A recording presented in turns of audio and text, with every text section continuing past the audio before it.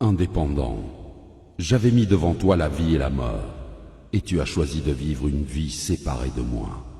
Et quoi? Pardon?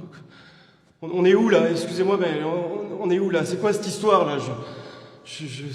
Ça existe pas tout ça, c'est un rêve ou quoi là? Je suis où là? Je t'avais envoyé des personnes te parler de Jésus, mais à cause de ton endurcissement de cœur et ton refus de changer, tu as persisté dans la mauvaise voie.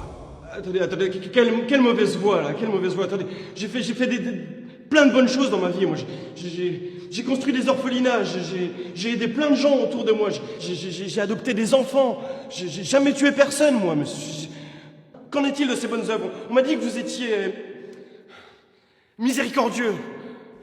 Indépendant tenta de se justifier en relatant ses bonnes œuvres sur terre. Cependant, c'est par la grâce que nous sommes sauvés par le moyen de la foi. Ce n'est point par les œuvres, afin que personne ne se glorifie. La sentence était irrévocable pour lui. Écoutez-moi, personne m'a dit que j'allais aller en enfer si je n'acceptais pas Jésus, si je ne croyais pas en Jésus. Personne me l'a dit, ça. Non. Je ne savais pas ce qui allait se passer. Laissez-moi me justifier au moins. Laissez-moi me justifier, je veux pas aller en enfer. Écoutez-moi! Ah! Hervé est mort d'insolation. Une après-midi de forte chaleur sur son lieu de travail. Quelques jours avant son décès, un jeune passant l'a évangélisé en lui remettant une carte oserjésus.com. Il ne réalisait pas, mais le fait d'avoir cru au Seigneur Jésus dans son cœur et de l'avoir confessé de sa bouche lui vaudra de passer le reste de sa vie dans le paradis de Dieu. On l'appellera Dernière Minute. C'est donc le regard dubitatif que Dernière Minute se présenta devant le trône. Dernière minute. Je t'avais appelé à faire de grandes choses durant ta mission terrestre. Mais je connais rien à tout ça, moi. J'ai croisé ce jeune dans la rue, il y a quelques semaines, qui m'a parlé de Jésus, qui m'a dit que Jésus est mort par amour pour moi, de mon identité en Christ. Et naturellement, j'ai cru à cette parole. Aujourd'hui, je suis là, mais je vous assure que si on m'avait dit ça plus tôt, j'aurais gagné énormément de temps dans ma vie. J'aurais accompli les plans qui étaient prévus pour moi. Pourquoi tous ceux qui croient en toi ne témoignent pas de leur foi? Pourquoi? En effet, quiconque invoquera le nom du Seigneur sera sauvé. Dernière Minute a fait le bon choix, peu de temps avant sa mort. En répondant à cet appel au cours de sa vie, son âme sera dans le repos pour l'éternité. Mais chacun recevra sa propre récompense, selon son propre travail. Voilà pourquoi les portes du paradis lui seront ouvertes, mais aucune récompense ne lui sera accordée. Éléonore est morte sur un lit d'hôpital lors d'une opération. Durant sa vie, elle a accepté Jésus et elle était zélée pour le Seigneur. Elle avait un titre important au sein de l'Église. Elle prêchait la parole constamment.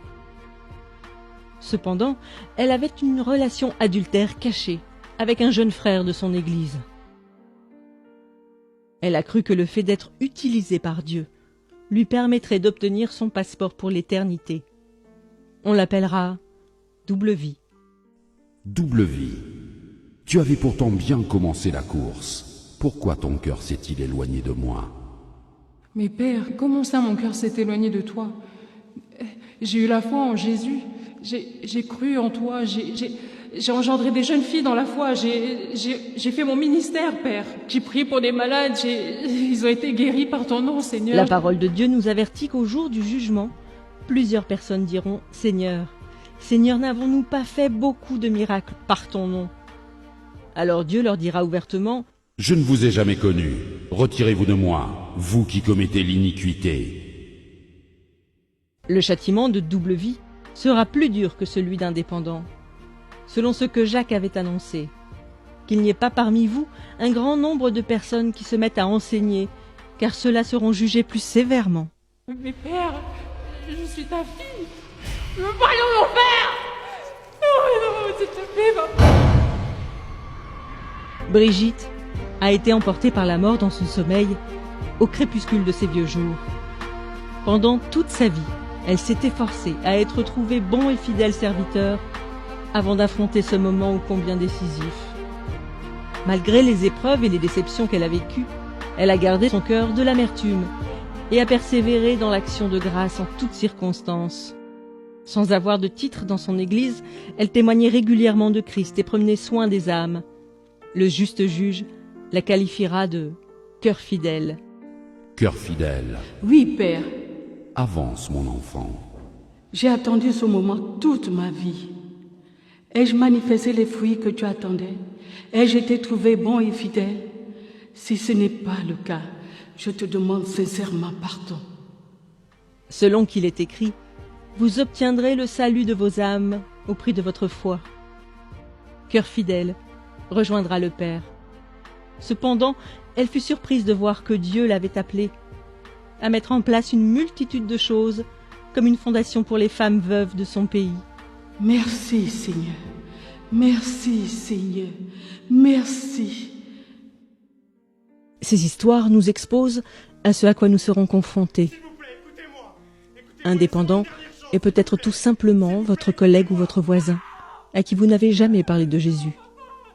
Il sera jeté dans le feu éternel qui a été préparé pour le diable et ses anges pour l'éternité. En réalité, par votre obéissance à l'évangélisation, un de vous aurait pu lui éviter cette fin tragique. Bien qu'étant sauvé, Dernière Minute versera tout de même des larmes de regret. N'ayant pratiqué aucune bonne œuvre que le Seigneur avait préparée pour lui, il n'obtient aucune récompense, mais sera sauvé comme au travers du feu. Beaucoup de croyants n'allant qu'à l'église le dimanche et n'œuvrant pas dans le ministère verseront des larmes ce jour-là. Malgré son service pour Dieu, Double Vie passera l'éternité dans les flammes de l'enfer, car on demandera beaucoup à celui qui a beaucoup reçu.